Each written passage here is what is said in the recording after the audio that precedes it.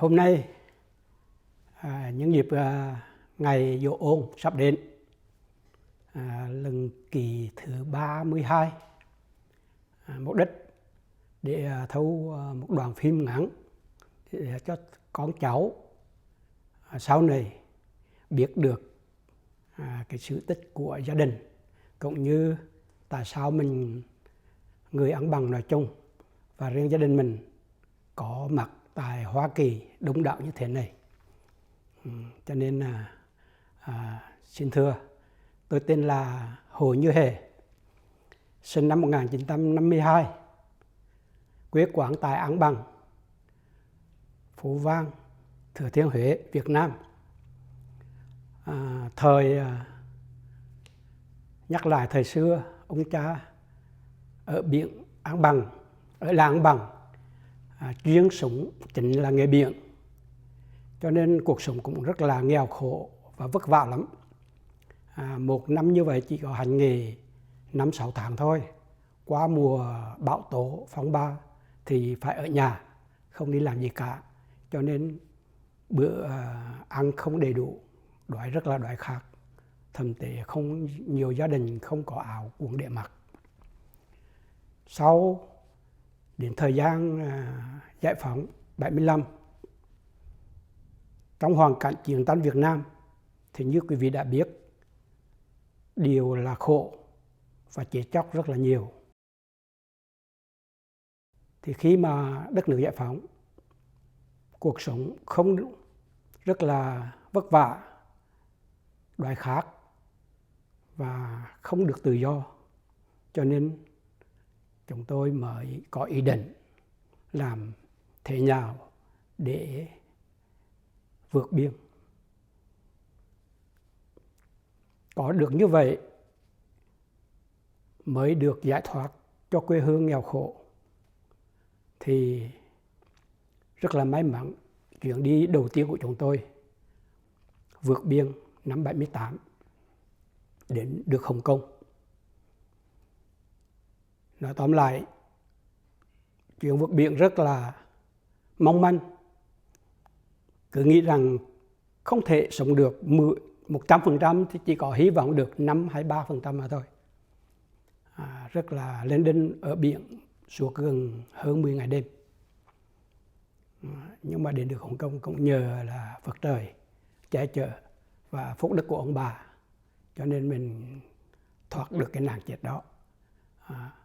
Cái thứ hai, cái ý nguyện mà vượt biển thì lúc ở quê hương tôi cũng là không thành phần phản động gì cả, nhưng mà họ cứ cho tôi là người lúc nào cũng là phản động cách mạng.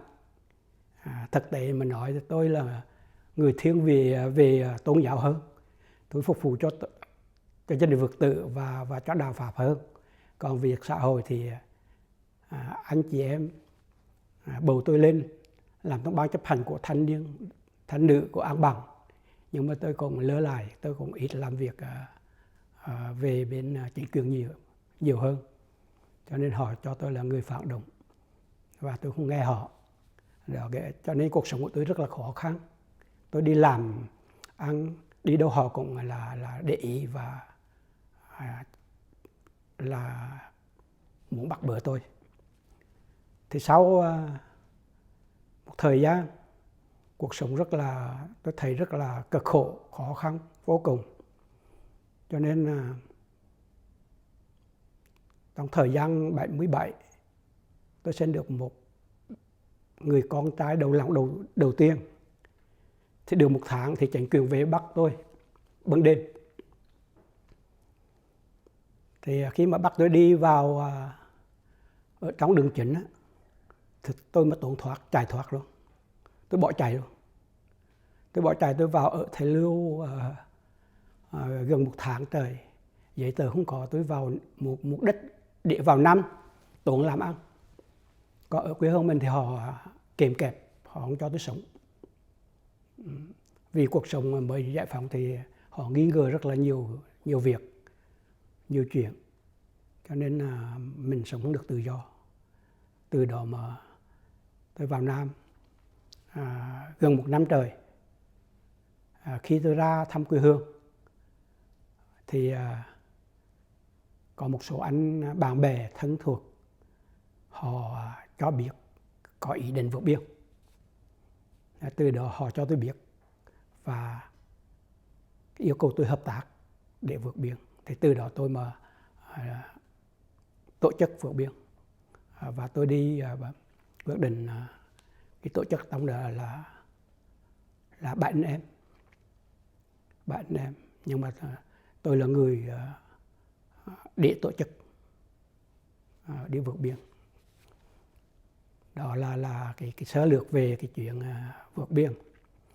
Cái mục đích thứ hai, khi tôi ở Việt Nam tôi có nguyện vọng tôi tổ chức vượt biên, tôi cũng cho một vài vị như quý thầy và sư cô Như Tâm ở chùa An Bằng bây giờ. Thì cô đấng bà cô không đi ở đâu hết, chứ anh em đi. Thì tôi còn nói với cô rằng là cô cầu nguyện cho tụi tôi, nếu mà đi được thì hy vọng quê hương mình sẽ đổi mới và không còn làm cái nghề cái vất vả cực khổ nữa, sẽ đổi mới cuộc sống. Thì rất là may mắn được đáp ứng cái nguyện vọng đó. Hôm nay tôi rất là sung sướng. Và ngay bây giờ cuộc sống ở Mỹ hơn 40 năm. Hơn 40 năm, đến đây vượt biển đã hơn 40 năm. Thì tôi nhìn trong người quê hương An Bằng, nhất là anh chị em người An Bằng, con cái cháu chắc học hành thành đạt và đạt được mọi mặt thành công. Điều tôi rất là sung sướng vô cùng. Cái nguyện vọng của chúng tôi rất là sướng, rất là vui khi nhìn được người quê hương An Bằng và con cháu cũng như anh chị em bà con làng nước An Bằng đã thành công trên mọi lĩnh vực. Đó là điều rất sung sướng. Cái điều thứ hai mà tôi ước muốn rằng con cháu sau này, dù bất cứ hoàn cảnh nào, khó khăn như thế nào, mình phải luôn luôn nhớ đến tổ tiên, cội nguồn và